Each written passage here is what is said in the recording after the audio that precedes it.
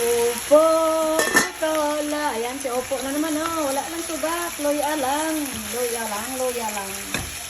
Luya lang at konting chicken cubes. Sarap. Basta panahon ng upo, seasonal ng upo. Gusto ko kain ng upo. Wala akong rice, ito lang. Yung isa, oh, may isda. Catfish. Catfish and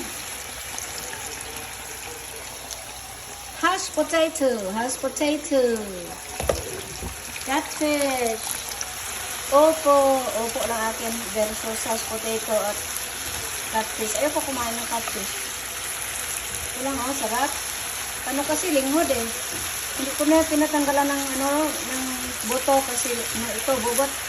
Yung bang batang-bata na batang-bata na upo. Kainin na yan. Sarap. Wala asin. Walang asin. Sarap. Sa mga insect nito, ginagawa ito itong soup. Iniiwa nila ng pa-square-square. Lagyan ng luya, lang maraming tubig. Ayun, hinigop-higupi nila sa winter. Lagyan nila ng tubig, luya. Ilaga sa napakaraming tubig at maraming luya. At ito, yun ang soup ng mga insect during sa winter.